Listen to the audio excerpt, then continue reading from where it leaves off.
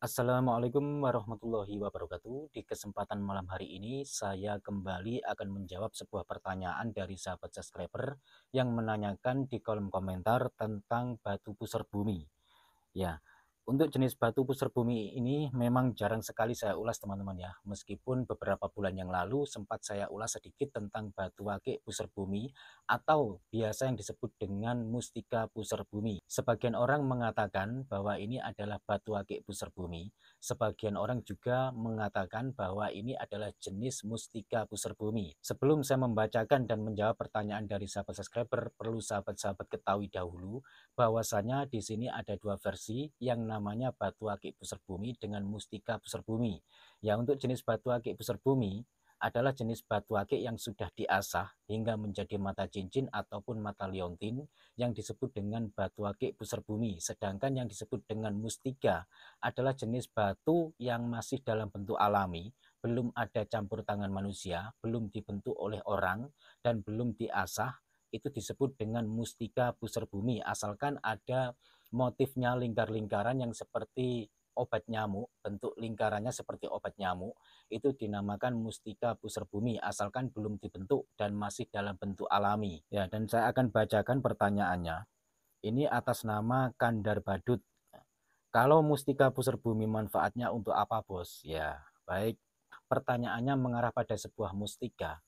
Ini akan saya jawab teman-teman ya. Untuk jenis batu akik pusar bumi dan mustika pusar bumi, ini tentunya sahabat-sahabat juga sering mendengar, bahkan melihat di ulasan-ulasan selain saya, karena batu akik pusar bumi dan mustika pusar bumi ini juga sangat terkenal sekali, yang kental akan mitosnya sejak zaman dahulu hingga sekarang.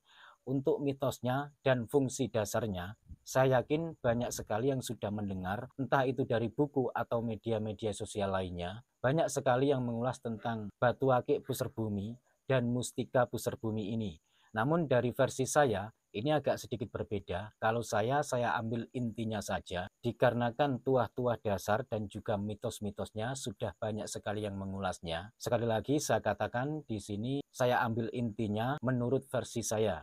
Ya, untuk jenis akik pusar bumi ini hampir sama dengan mustika pusar bumi, hanya saja antara mustika pusar bumi dengan akik pusar bumi ini perbedaannya dari segi tingkatan energinya.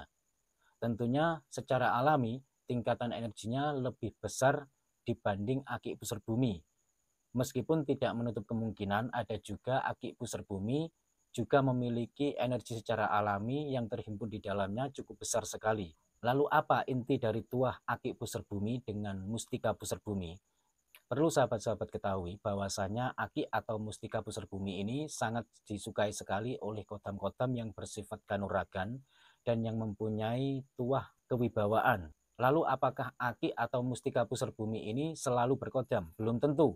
Meskipun akik atau mustika pusar bumi ini sangat disukai sekali oleh kodam-kodam yang bersifat arahnya ke kanuragan atau kewibawaan, tapi belum tentu bahwa kalau akik pusar bumi atau mustika pusar bumi ini berkodam. Karena faktanya banyak sekali dari jenis akik ataupun mustika pusar bumi ini juga bersifat alami. Terus inti dari tuah akik atau mustika pusar bumi ini tidak asing lagi, bisa dipakai sebagai sarana proteksi atau pagar, dan tuah dari akik atau mustika pusar bumi yang bersifat proteksi atau pagar ini mempunyai dua fungsi yang mengarah pada sebuah proteksi, yaitu yang pertama, secara alami menghimpun energi yang bisa dimanfaatkan sebagai proteksi fisik atau pagar fisik, dan juga mempunyai energi secara alami yang insya Allah bisa dipakai sebagai sarana proteksi gaib atau pagar gaib. Sehingga akik pusar bumi ini sangat terkenal sekali, bisa dipakai sebagai sarana kanuragan dan juga bisa dipakai sebagai sarana penetralisir energi negatif yang zaman dahulu lebih akrabnya, lebih terkenalnya disebut sebagai penangkal santet atau guna-guna atau sebagai penangkal ilmu hitam atau sihir. Selain itu, akik atau mustika pusar bumi ini juga mempunyai energi secara alami yang bisa dimanfaatkan sebagai sarana penunjang kewibawaan bagi pemakainya.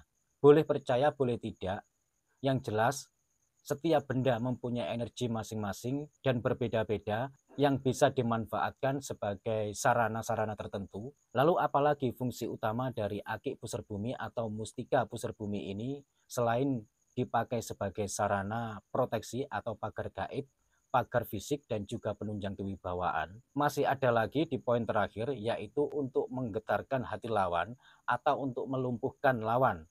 Lalu apakah semua akik pusar bumi ini bertuah secara alami? Tidak semuanya, teman-teman. Karena ada kalanya batu akik itu aktif secara alami, ada kalanya pasif, ada kalanya aktif tapi energinya sangat lemah sekali, sehingga hampir tidak terasa atau bisa dibilang hampir tidak berfungsi, sehingga tidak bisa dimanfaatkan tuah alami atau energi alaminya yang terkandung di dalam batu tersebut. Makanya banyak sekali di zaman sekarang orang-orang yang memiliki batu akik pusar bumi atau mustika pusar bumi, sementara pada saat dibawa atau dipakai tidak berfungsi atau kurang berfungsi, sehingga diserahkan pada seorang ahlinya atau seorang sesepuh.